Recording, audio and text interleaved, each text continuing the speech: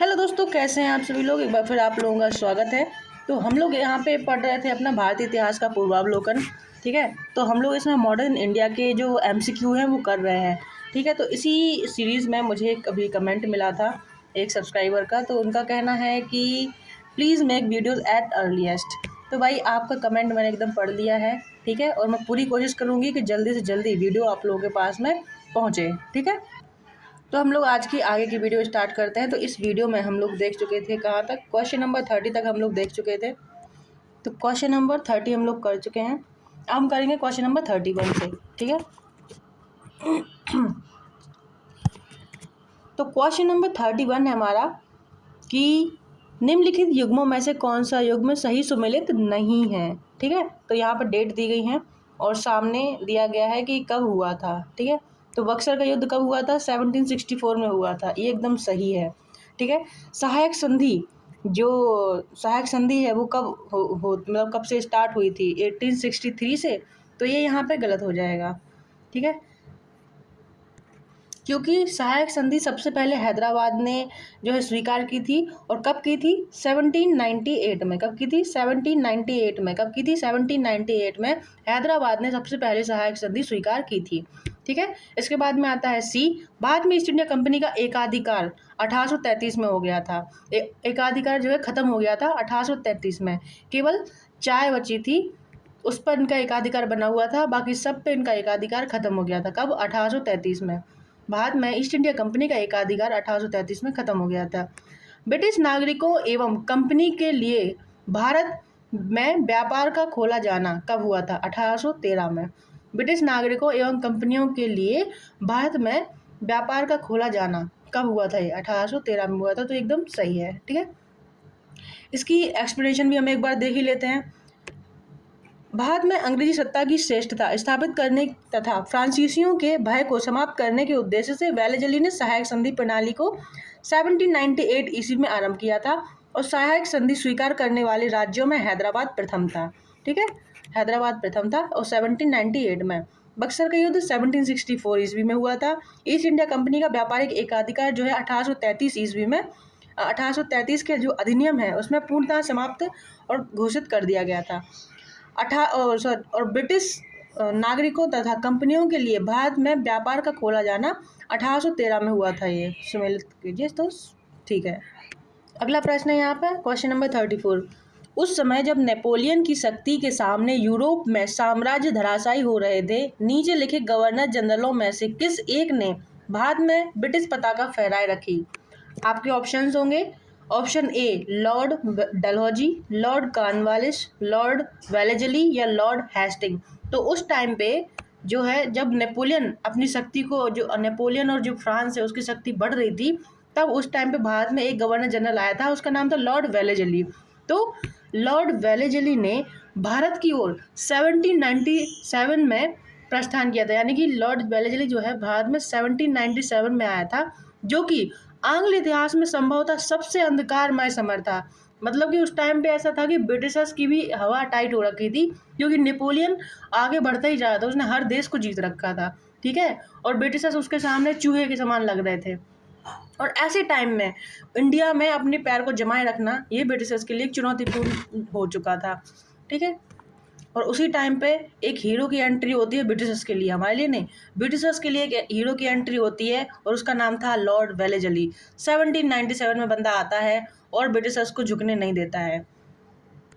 ठीक है, तो फ्रांस के विरुद्ध यूरोपीय शक्तियों का बना हुआ मोर्चा छिन्न भिन्न हो चुका था। नेपोलियन मिस्र तथा सीरिया को विजित कर चुका था तथा गंभीरता पूर्वक भारत पर आक्रमण करने की सोच रहा था। ऐसी परिस्थिति में वेलेजली ने भारत में सहायक संधि प्रणाली का प्रयोग किया, जिससे अंग्रेजी सत्ता की श्रेष्ठता स्थापित हो गई तथा नेपोलियन का भय भी टल गया।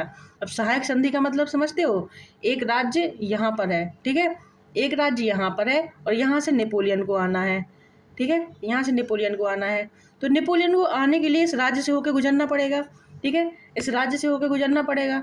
लेकिन जो लॉर्ड वेलेजली है, जो कि यहाँ पे बैठा हुआ है, वो क्या करेगा कि इससे कहेगा कि आज के बाद पहले तो इस पर मतलब कि इस पर कब्जा करने की कोशिश करेगा, पर इस पर कब्जा नहीं करेगा।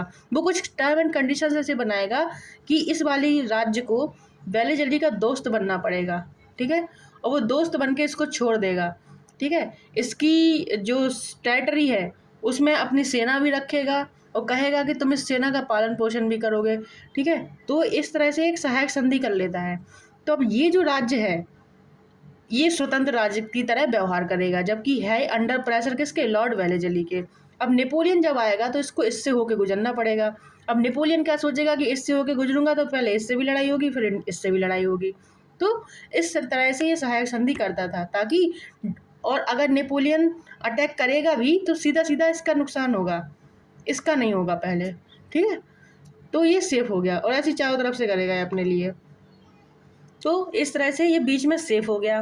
तो ये होती थी सहायक संधि उस टाइम पे, ठीक। और आज के टाइम पे भी अगर ऐसे बोलो मित्र राज्य, तो आज के टाइम पे थोड़ा सा डिफरेंस है, लेकिन अगर हम देखते हैं तो ये हमारा जैसे कि इंडिया का बॉर्डर यहाँ पे लगता है, ठीक। और यहाँ पे तिब्बत है बीच में, और इसके ऊपर क्या है, ऊपर है चाइना, यहाँ पे चाइना है, यहाँ पे भारत है। अब भारत पर सीधे अटैक अगर इंडिया को करना है, चाइना पे सीधे अटैक, तो हम यहाँ से नहीं कर सकते, या फिर चाइना भी इधर से अटैक नहीं कर सकता, वो कर सकता है अरुणाचल प्रदेश से या फिर यहाँ से। क्योंकि अगर वो यहाँ से अटैक करेगा तो वो नेपाल पे भी अटैक कर रहा है, और नेपाल हम दोनों का क्या है, मित्र राज्य है, मतलब हमारी दोस्ती इससे है और चाइना की भी दोस्ती इससे है। तो ये खतरा मोल नहीं लेते हैं। तो ये मान लो कि हमारी सहायक संधि किससे है, इससे है, ठीक। ये एक एग्जाम्पल था। हम अगले क्वेश्चन की तरफ बढ़ते हैं। क्वेश्चन नंबर 33, आंग्ल नेपाल युद्ध जिसके शासन किसके मतलब किसके शासन काल में हुआ था, वह कौन है। अच्छा, आंग्ल नेपाल युद्ध जिसके शासन काल में हुआ था वो कौन था, तो वह लॉर्ड हेस्टिंग। आंग्ल नेपाल का मतलब है ब्रिटिशर्स का और नेपाल का जो आपस में युद्ध है वो किसके टाइम पे हुआ था, तो लॉर्ड हेस्टिंग के टाइम पे हुआ था। आंग्ल नेपाल युद्ध जो है 1814 से 16 के बीच में हुआ था। लॉर्ड हेस्टिंग के गवर्नर जनरल काल में हुआ था, ठीक है। और लॉर्ड हेस्टिंग का गवर्नर जनरल होने का काल यानी कि टाइम कौन सा है, तो 1813 से लेकर 23 के बीच में वो जो है गवर्नर जनरल था, जो कि 1815 ईस्वी में सुगौली की संधि के साथ में समाप्त हो गया था। तो आंग्ल नेपाल युद्ध जो है सुगौली की संधि से समाप्त हुआ था। किससे समाप्त हुआ था, सुगौली की जो संधि है उससे समाप्त हुआ था 2 दिसंबर 1815 को, ठीक है, जिसका अनुमोदन 4 मार्च 1816 को किया गया था, ठीक है। तो अगर क्वेश्चन बनता है कि सुगौली की संधि किसके किसके बीच में हुई थी, और हाँ किसके किसके बीच में हुई थी, यही होगा सुगौली की संधि, तो आंग्ल नेपाल के बीच में हुई थी, या फिर आंग्ल और नेपाल के बीच में कौन सी संधि हुई थी, तो सुगौली की संधि हुई थी। कब हुई थी, 2 दिसंबर 1815 में। और अगला क्वेश्चन वही है कि सुगौली की संधि कब हुई थी, तो 1815 में। अगला क्वेश्चन देखेंगे, निम्नलिखित में से कौन सा सही सुमेलित नहीं है, ठीक है, नहीं है देखना है हमें। तो हेक्टर मुनरो बक्सर का युद्ध, अच्छा कौन गवर्नर जनरल था उस टाइम पे और किस युद्ध को लीड कर रहा था, ठीक है, लीड कर रहा था, फिर उस टाइम पीरियड में था, तो हेक्टर मुनरो बक्सर के युद्ध के टाइम पे था। लॉर्ड हेस्टिंग जो है आंग्लो नेपाल युद्ध के टाइम पे थे। लॉर्ड वेलेजली चतुर्थ आंग्ल मैसूर युद्ध के टाइम पर थे। और लॉर्ड कॉर्नवालिस के समय में क्या हुआ था, तृतीय आंग्ल मराठा युद्ध हुआ था, तो नहीं हुआ था, क्योंकि तृतीय आंग्ल मराठा युद्ध जो है लॉर्ड हेस्टिंग के टाइम पे हुआ था, ठीक है। तो इसकी एक्सप्लेनेशन हम एक बार देखेंगे, तो यहाँ पे जो राइट आंसर हो जाएगा ऑप्शन डी, यहाँ पे तृतीय आंग्ल मराठा युद्ध यहाँ पे गलत हो जाएगा, ठीक है। अगला इसकी एक्सप्लेनेशन देख लेते हैं एक बार। तृतीय आंग्ल मराठा युद्ध जो है 1817 से 18 के बीच में लॉर्ड हेस्टिंग के टाइम पे हुआ था, ना कि लॉर्ड कॉर्नवालिस के टाइम पे, अतः विकल्प डी सही सुमेलित नहीं है। चतुर्थ आंग्ल मैसूर युद्ध जो है 1799 में लॉर्ड वेलेजली एवं आंग्ल नेपाल युद्ध 1814 से 16 के बीच में लॉर्ड हेस्टिंग के टाइम पे हुआ था, जबकि बक्सर का युद्ध जो है 1764 में हेक्टर मुनरो के नेतृत्व में लड़ा गया था। लॉर्ड कॉर्नवालिस जो है इसके टाइम पे तीसरा आंग्ल मराठा युद्ध नहीं बल्कि तीसरा आंग्ल मैसूर युद्ध हुआ था, आंग्ल मैसूर युद्ध हुआ था, मैसूर, ठीक है।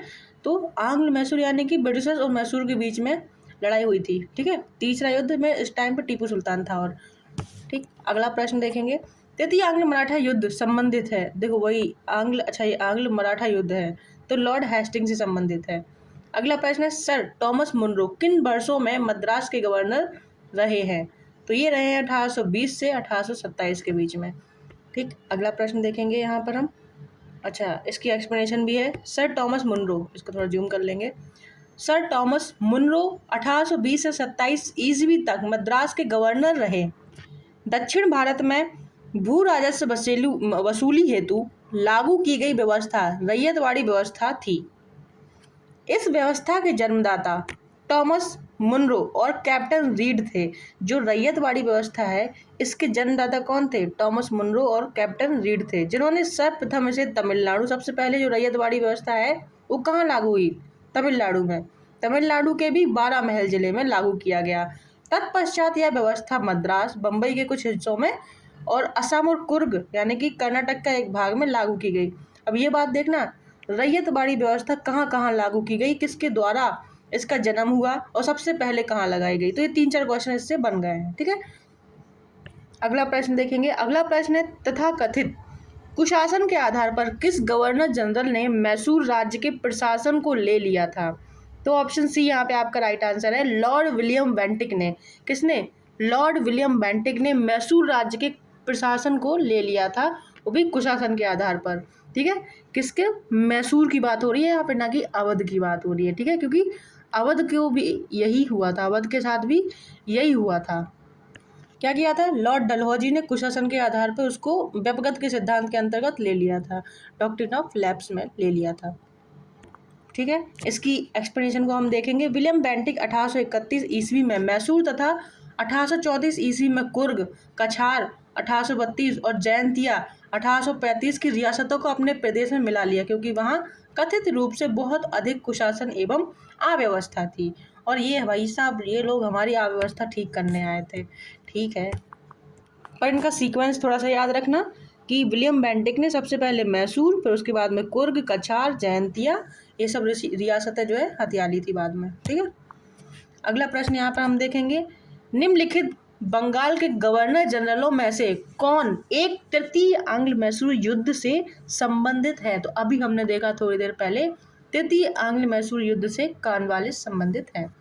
ठीक है, तृतीय आंग्ल मैसूर युद्ध जो कि 1790 से 1792 ईस्वी में हुआ था, से लॉर्ड कॉर्नवालिस संबंधित हैं। इस युद्ध में कॉर्नवालिस ने स्वयं सेना की बागडोर संभाली थी और इस युद्ध में टीपू ने श्रीरंगपट्टनम की संधि कर ली थी, और ये उसके लिए बहुत ज़्यादा अपमानजनक संधि होती है। इसमें वो अपने बेटों को भी खो देता है दोनों। तो इसके बाद में क्या करता है, वो एक और युद्ध लड़ता है। तो चौथा आंग्ल मैसूर का युद्ध होता है, उसमें वो मरना स्वीकार करता है।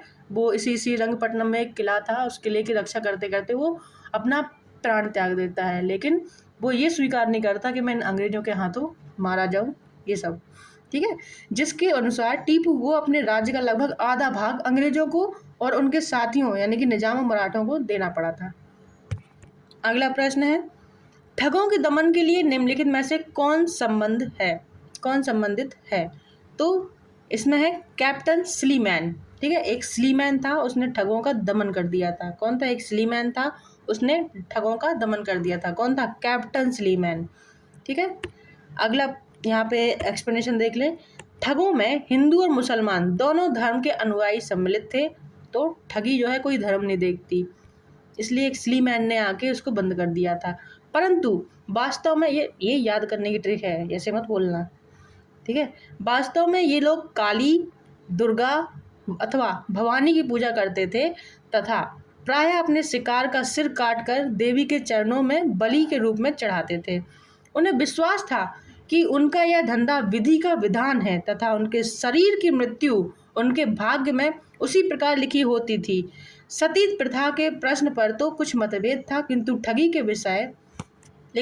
के विषय में समस्त जनता ने सरकार का समर्थन किया था। बताओ, जिसमें जनता को दिखाई देता है कि अरे भाई इसमें तो मेरा भी नुकसान हो रहा है, तो उसमें सरकार का समर्थन कर देती है। लेकिन जैसे कि सती प्रथा जैसी प्रथाएं थी, उसमें केवल औरत का नुकसान हो रहा था और बाकी लोगों को मतलब भी नहीं था कौन चल रहा मर रहा। तो उससे लोगों को प्रॉब्लम थी सरकार से कि भाई तुम ऐसा नहीं कर सकते, हम तो अपनी औरतों को जलाएंगे, तुम्हें जो करना है कर लो, तुम इस चीज़ को बंद भी नहीं कर सकते। और ठीक, खैर, लॉर्ड विलियम बेंटिक ने कैप्टन स्लीमैन को ठगों के विरुद्ध कार्यवाही करने के लिए नियुक्त किया। उसने लगभग 1562 ठगों को 1826 से 1835 के मध्य में बंदी बना लिया। 1562 ठग पकड़ लिए उसने।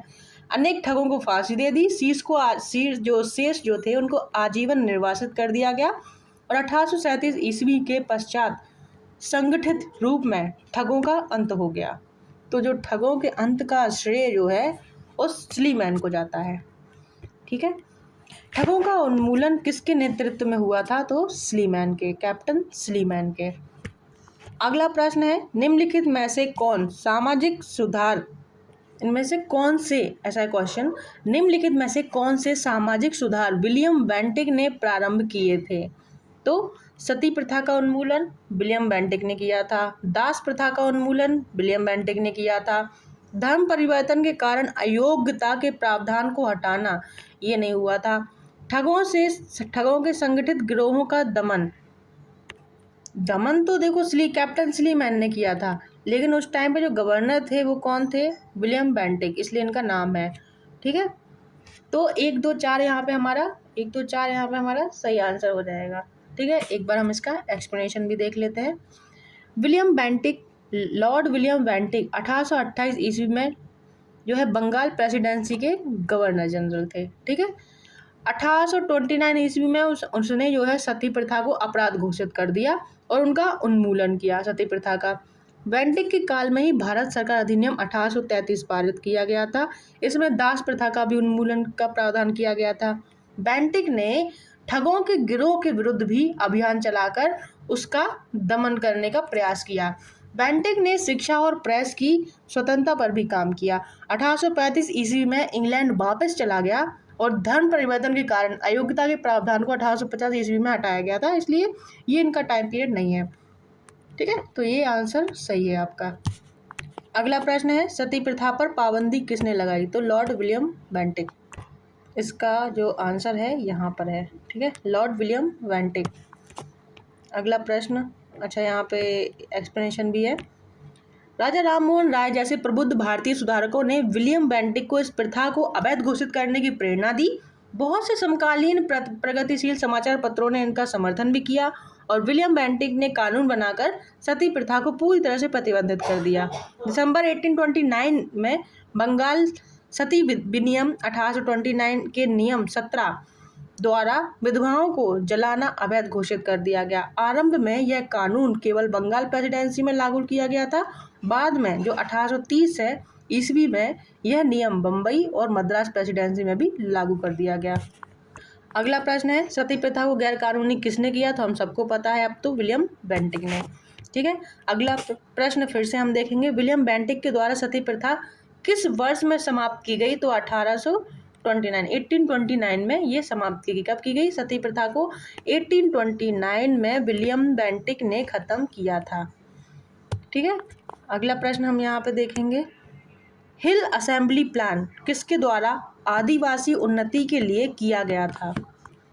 अगला प्रश्न है यहाँ पर, हिल असेंबली प्लान किसके द्वारा आदिवासी उन्नति के लिए किया गया था? तो इसका जो राइट आंसर है ऑगस्टस क्लीवलैंड। यहाँ पे पूरा नाम नहीं लिखा है, यहाँ पे क्लीवलैंड लिखा है केवल, तो हम क्लीवलैंड अभी पढ़ लेते हैं, पर पूरा नाम है ऑगस्टस क्लीवलैंड। ऑगस्टस ओके, अगस्त। इसकी एक्सप्लेनेशन हम देखेंगे। ये देखो, संथाल परगना के राजमहल क्षेत्र के प्रथम ब्रिटिश कलेक्टर, कौन? प्रथम ब्रिटिश कलेक्टर ऑगस्टस क्लीवलैंड द्वारा आदिवासियों की उन्नति हेतु हिल असेंबली प्लान को कार्यान्वित किया गया। इसके अंतर्गत आदिवासी मुखियों को, जो आदिवासी मुखिया होते थे, उनको सीमित न्यायिक शक्तियां भी सौंपी गई और 1796 ईस्वी के रेगुलेशन एक्ट 1 द्वारा इस व्यवस्था को विनियमित करने का प्रयास किया गया। ठीक है, तो इस तरह से आपका जो राइट आंसर है हो जाएगा ऑगस्टस क्लीवलैंड, हिल असेंबली प्लान जो बनाए थे। अगला प्रश्न है 47, इनमें से किस वर्ष बंगाल से दासों के निर्यात को रोक दिया गया? यानी कि दास प्रथा पे, जो दासों का मानव की खरीद फरोख्त होती थी, उस चीज़ पे बैन लगा दिया गया। तो 1789 में की गई थी। तो 1789 ईस्वी घोषणा द्वारा बंगाल में दासों का निर्यात बंद कर दिया गया था। ठीक है, लॉर्ड डलहौजी द्वारा अवध का अंग्रेजी राज्य में विलय निम्न में से किस रीति से हुआ था? लॉर्ड डलहौजी द्वारा अवध का, है ना, अवध का जो है अंग्रेजी राज्यों में विलय किस रीति से हुआ था? तो यहाँ पे हुआ था कुप्रशासन के कारण। तो अभी ये क्वेश्चन मैंने अच्छे से ऊपर भी एक्सप्लेन किया था। ठीक, अगला इस पे एक्सप्लेनेशन हम देख लेते हैं। लॉर्ड डलहौजी ने अवध के नवाब वाजिद अली शाह पर कुशासन का आरोप लगाकर फरवरी 1856 को अवध को अंग्रेजी राज्य में विलय कर लिया। अवध के अतिरिक्त डलहौजी के व्यवगत के सिद्धांत के अंतर्गत कौन कौन से राज्य थे, इनके सीक्वेंस भी याद करना है। सबसे पहले सतारा, जैतपुर एवं संबलपुर, बघाट, उदयपुर, झांसी और नागपुर। सबसे पहले सतारा था, लास्ट में नागपुर था। ठीक, अगला प्रश्न देखेंगे, बघात रियासत का ब्रिटिश में विलय कब किया गया था? तो इसके साथ में अभी अभी हमने देखा यहाँ पर डेट भी लिखी है सबकी। ठीक है, बघाट, संबलपुर, उदय, झांसी की। तो यहाँ पे जो बघाट रियासत है इसका विलय कब किया गया था? 1850 में। ठीक है, 1850 में। अगला प्रश्न हम यहाँ पर देखेंगे, निम्न में से किस देशी रियासत को अंग्रेजों ने अपने क्षेत्र में नहीं मिलाया था? तो आपका ग्वालियर, क्योंकि ग्वालियर में जो भी थे उस टाइम पे, आज वो राजनीति में है तो पता नहीं उनका नाम लिखूं कि नहीं, लिखना चाहिए, इतिहास की बात है। तो ग्वालियर के जो उस टाइम पे राजा हुआ करते थे सिंधिया, वो जाके अंग्रेजों से मिल जाते हैं, तो उनका जो है नहीं हड़पते हैं राज्य। प्रश्नगत विकल्पों में से ग्वालियर रियासतों को अंग्रेजों द्वारा अपने क्षेत्र में नहीं मिलाया गया। सिंध का विलय लॉर्ड एलनबरो 1842 से लेकर 1844 ईस्वी के शासनकाल में किया गया। लॉर्ड डलहौजी के काल में कुशासन के आरोप में अवध का विलय एवं व्यवगत के सिद्धांत के द्वारा सतारा का विलय किया गया। देखो, डलहौजी ने जो किया सो किया, लेकिन जो सिंध है वो लॉर्ड एलनबरो के द्वारा जो है मिला लिया गया था, इसलिए सिंध का यहाँ पर नाम है। ठीक है, बाकी तो हमने नाम अभी ऊपर देखे सारे कि अवध, सतारा, जैतपुर, और सिंध का नाम नहीं था उसमें क्योंकि वो एलनबरो ने किया था। ठीक है, ना कि डलहौजी ने। अगला प्रश्न हम देखेंगे, अगला प्रश्न क्या है? अगला प्रश्न है यहाँ पे, ब्रिटिश साम्राज्य में अवध का विलय कब हुआ था? तो हुआ था 1856 में। अगला प्रश्न है, विलय का सिद्धांत के तहत निम्नलिखित राज्यों के विलय पर विचार कीजिए। अब वही है, काल क्रमानुसार व्यवस्थित करना है, तो आप लोग इसको व्यवस्थित करके बताओ। चलो, इसका आंसर कमेंट बॉक्स में आप लोग देंगे। ठीक है, क्वेश्चन नंबर 52 का आंसर आप लोगों को कमेंट बॉक्स में देना है। कहाँ देना है? कमेंट बॉक्स में। ठीक, अगला क्वेश्चन नंबर 53 हम करते हैं, इनमें से कौन सुमेलित है? फिर वही बात आ गई। तो यहाँ पर पूछा गया है सतारा का विलय सुमेलित है, पूछा गया है। सतारा का विलय 1849 में हुआ था? नहीं, इसका विलय हुआ था 1848 में। सतारा का विलय कब हुआ था? 1848 में। और पंजाब का विलय अंग्रेजों में कब हुआ था? अंग्रेजी साम्राज्य में तो 1849 में हुआ था। कब हुआ था? 1849 में हुआ था। ये देखो ऐसे मिले हुए हैं। ठीक है, अवध का विलय कब हुआ था? तो अवध का विलय हुआ था 1856 में। तो ये यहाँ पे आपका राइट आंसर हो जाएगा। अब झांसी का विलय कब हुआ था? तो झांसी का विलय हुआ था 1854 में। ठीक है, तो ये यहाँ पे आपका आंसर हो जाएगा। अगला प्रश्न देखेंगे, निम्नलिखित में से किसने विलय की नीति नियोजित एवं क्रियान्वित की थी? तो ये था लॉर्ड डलहौजी, यानी कि विलय की नीति किसकी थी? व्यवगत का सिद्धांत किसका था, है ना? डॉक्ट्रिन ऑफ लैप्स किसकी थी? तो डलहौजी की थी ये। अगला प्रश्न है, ब्रिटिश द्वारा कुशासन का बहाना लेकर निम्नलिखित प्रांतों में से किस एक शासक को हटा दिया गया था? तो ये था अवध का शासक। कौन था? अवध का शासक। अगला प्रश्न देखेंगे, क्वेश्चन नंबर 56 पर हम आ गए हैं। भारत में ब्रिटिश शासन के दौरान निम्नलिखित राजसी राज्यों के विलय का क्रम पर विचार करना है आपको। तो सबसे पहले सतारा, फिर संबलपुर, फिर झांसी। ठीक है, इस तरह से आपका राइट आंसर हो जाएगा सी। अगला प्रश्न देखेंगे, लॉर्ड डलहौजी की विलय नीति का प्रथम शिकार निम्नलिखित में से कौन हुआ था? तो सतारा हुआ था। कौन हुआ था? सतारा हुआ था। डलहौजी के व्यवगत का सिद्धांत के अंतर्गत विलय किया गया राज्य, प्रथम राज्य कौन सा था? तो सतारा था। कौन था? सतारा। जेम्स एंड्रूज रैमजे भारत के किस गवर्नर जनरल का वास्तविक नाम था? ये डलहौजी का था। किसका नाम था? डलहौजी का। आगे अगला प्रश्न, हाँ, एक्सप्लेनेशन देखेंगे। 1848 में लॉर्ड डलहौजी, जिसे अर्ल ऑफ डलहौजी भी कहा जाता है, गवर्नर जनरल बनकर भारत आया था। उसका वास्तविक नाम था जेम्स एंड्रूज ब्राउन रैमजे। ठीक है। अंग्रेजों द्वारा सिंध का विजय संपन्न हुआ था, तो ये किसने किया था? लॉर्ड एलनबरो के समय में। ठीक है, 60 क्वेश्चंस यहाँ पे हमने कंप्लीट कर लिए हैं और इसकी एक्सप्लेनेशन देखेंगे। लॉर्ड गवर्नर जनरल एलनबरो के काल 1842 से लेकर 1844 के दौरान 1843 ईस्वी में चार्ल्स नेपियर ने सिंध को पूर्ण रूप से ब्रिटिश साम्राज्य में मिला लिया गया। यह प्रथम आंग्ल अफगान युद्ध का एक प्रमुख परिणाम था। ठीक है। क्वेश्चन नंबर 61, किसने सिंध विजित करके उसका अधिकरण किया था, यानी कि एनेक्स्ड किया था? तो नेपियर ने किया था। किसने किया था? नेपियर ने किया था, और लॉर्ड एलनबरो के टाइम पे। अगला प्रश्न है यहाँ पर, सिंध पर ब्रिटिश ने कब्जा किया था, कब किया था? 1843 में किया था। 1843 में कब्जा किया था। एलनबरो उस टाइम पे गवर्नर जनरल था, और जो नेपियर उसने जो है पूर्ण रूप में किया था, मतलब ग्राउंड पे जाकर उसने लड़ाई की थी। अगला प्रश्न है, सिक्किम का भारत में विलय किसने किया था? तो लॉर्ड डलहौजी ने किया था। लॉर्ड डलहौजी तो मान ही नहीं रहा, सब कुछ मिला ले रहा।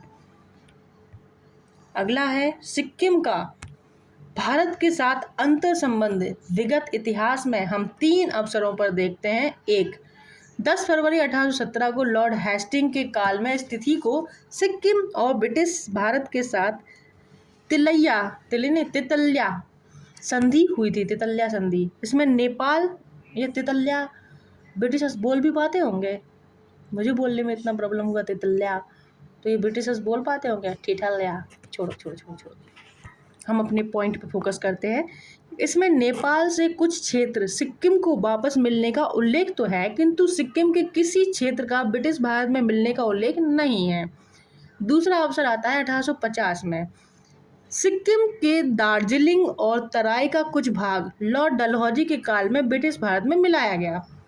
यह सिक्किम का आंशिक विलय है। तीसरा पार्ट, 1975 में सिक्किम का पूर्ण विलय स्वतंत्र भारत में हुआ था। ठीक है। प्रश्न में ब्रिटिश भारत में डलहौजी के कार्यकाल में सिक्किम के आंशिक विलय के आधार पर आयोग ने अपना उत्तर जो है निर्धारित किया। ऑप्शन सी को सही माना है। ठीक। अगला प्रश्न देखेंगे, क्वेश्चन नंबर 64, निम्नलिखित में से कौन अवध का ब्रिटिश रेजिडेंट था जब अवध का ब्रिटिश साम्राज्य में विलय हुआ था? तो वो था जेम्स आउटरम। कौन था? James Outram. अगला प्रश्न देखेंगे 65। अरे, क्वेश्चन नंबर 65 देखने से पहले इसकी एक्सप्लेनेशन है। 1854 ईस्वी में स्लीमैन के स्थान पर, जो स्लीमैन थे उसने क्या किया था? ठगों का अंत किया था। ठीक है। उनके स्थान पर जेम्स आउटरम को अवध का ब्रिटिश रेजिडेंट बनाया गया था। उसने कहा कि अवध का प्रशासन बहुत दूषित है और जनता की अवस्था जो है बहुत शोचनीय है। आउटरम की रिपोर्ट ही फरवरी 1856 में अवध के अधिग्रहण का आधार बनाया गया। बेसिकली उन्होंने अवध में अपना एक आदमी भेजा और उससे कहा कि तुम अपनी रिपोर्ट बनाओ और उसमें लिखो कि अवध की हालत बहुत ज़्यादा खराब हो चुकी है, वहाँ के सारे अधिकारी भ्रष्टाचारी हो चुके हैं और जो है रिपोर्ट में अपनी ऐसे लिख के हमको दे दो, और उसके बाद में हम आएंगे और ब्रिटिश को कुशासन के आधार पर जनता को भड़काएंगे, कहेंगे कि देखो तुम्हारा राजा दूषित हो चुका है, तुम्हारा राजा, तुम्हारे जो प्रशासनिक अधिकारी है वो सब तुम्हें लूट रहे हैं, इस राजा की तुमको ज़रूरत नहीं है, हम आएंगे, हम शासन करेंगे, बहुत अच्छे से अच्छे दिन दिखाएंगे तुमको और हम शासन करेंगे। तो ऐसे अंग्रेज आते हैं, अच्छे दिन के वो दिखाते हैं लॉलीपॉप, और फिर शासन करने लग जाते हैं। 1857 के विद्रोह के समय लखनऊ में ब्रिटिश रेजिडेंट हेनरी लॉरेंस था, जो विद्रोहियों के हाथों में मारा गया था। अगला प्रश्न हम यहाँ पर देखेंगे, भारत में प्रथम रेलवे लाइन किस ब्रिटिश गवर्नर के समय बिछाई गई थी? पहली जो रेलवे लाइन है किस ब्रिटिश गवर्नर के टाइम पे बिछाई गई थी? तो यही था, लॉर्ड डलहौजी के ही टाइम पे। ठीक। भारत में रेल निर्माण की दिशा में प्रथम प्रयास ब्रिटिश गवर्नर लॉर्ड डलहौजी द्वारा किया गया। प्रथम रेलवे लाइन 1853 ईस्वी में बम्बई से ठाणे बीच लॉर्ड डलहौजी के समय में बिछाई गई। तो पहली जो रेलवे लाइन है 1853 में बम्बई से ठाणे के बीच में चली थी और लॉर्ड डलहौजी के टाइम पे चली थी। ठीक है। भारत में, अच्छा, 1853 में चली थी। ठीक, अगला प्रश्न है यहाँ पर, भारत में प्रथम रेल लाइन का निर्माण किन नगरों के बीच में हुआ था? तो बम्बई से थाने के बीच में हुआ था और लॉर्ड डलहौजी ने चलवाई थी ट्रेन। भारत में पहली रेलवे लाइन कब शुरू की गई थी? भारत में पहली रेलवे लाइन जो 1853 में चालू की गई थी और लॉर्ड डलहौजी के टाइम पे बम्बई से थाने के बीच में। किस कंपनी ने सर्वप्रथम भारत में रेल यात्रा प्रारंभ की थी? अब कंपनी की बात आ गई यहाँ पे, तो ग्रेट इंडियन पेनिनसुला रेलवे। ठीक है, great Indian peninsula railway, peninsula मतलब भारत का ये वाला हिस्सा, पर वो उसके हिसाब से है, कंपनी का नाम अलग है। मैं पेनिनसुला का मतलब समझाई थी, इंडियन पेनिनसुला अगर बोलते हैं तो ये हिस्सा होता है भारत का। ठीक है, जो 3 तरफ से पानी से घिरा हुआ हो वो पेनिनसुला कहलाता है, या प्रायद्वीप कहलाता है हिंदी में। तो इसकी एक्सप्लेनेशन है कि 1853 ईस्वी में बम्बई से बोरी बंदर स्टेशन से थाने के मध्य भारत में सर्वप्रथम रेल यात्रा का प्रारंभ the great Indian peninsula railway company द्वारा किया गया था। अगला प्रश्न है, ब्रिटिश भारतीय राज्य क्षेत्र का अंतिम प्रमुख विस्तार हुआ था? ये हुआ था डफरिन के टाइम पे। इसका मतलब है इस क्वेश्चन का कि ब्रिटिश भारतीय राज्य क्षेत्र का अंतिम प्रमुख विस्तार, इनके कहने का मतलब है कि एक टाइम ऐसा आया जब ब्रिटिशर्स ने कहा कि ठीक है, अब जो हमारे पास टेरिटरी है वही रहने दो, इससे ज़्यादा विस्तार हम नहीं करेंगे, और ये लास्ट टाइम था डफरिन का। ठीक है, तो ऐसे बोल सकते हो एक डफर आया और उसने जो है ब्रिटिश साम्राज्य का विस्तार करना बंद कर दिया। ठीक है, या फिर एक डफर आदमी आया और उसने हम सबको बचा लिया, जो भी आप लोग चाहो। ठीक है, 1885 ईस्वी में तृतीय आंग्ल बर्मा युद्ध और 1 जनवरी 1886 को संपूर्ण बर्मा को ब्रिटिश भारत में मिला दिया गया, जो ब्रिटिश भारतीय राज्य क्षेत्र का अंतिम प्रमुख विस्तार था। यानी कि लास्ट टाइम में जो पार्ट मिलाया गया था इनके क्षेत्र में वो था आंग्ल बर्मा युद्ध। ठीक है, और इस समय वायसराय लॉर्ड डफरिन था। Next question is, public works department को 1845 से 1855 के दौरान स्वरूप देने वाले थे कौन? लॉर्ड डलहौजी। जो पब्लिक वर्क डिपार्टमेंट का जो था उसको 1845 से 55 के दौरान स्वरूप देने वाले जो व्यक्ति थे वो थे लॉर्ड डलहौजी। इसकी हम एक्सप्लेनेशन देखेंगे। लॉर्ड डलहौजी से पूर्व सार्वजनिक निर्माण का कार्य एक सैनिक बोर्ड पर था। ठीक है, इसके कार्यकाल में पहली बार एक अलग सार्वजनिक निर्माण विभाग बनाया गया और सार्वजनिक उपयोग के कार्य के लिए बहुत सा धन व्यय किया जाने लगा। अब अगला प्रश्न जो है वो हम अब अगली वीडियो में करेंगे, तो मिलते हैं आप लोगों से नेक्स्ट वीडियो में। टाटा बाय, राधे राधे, जय हिंद।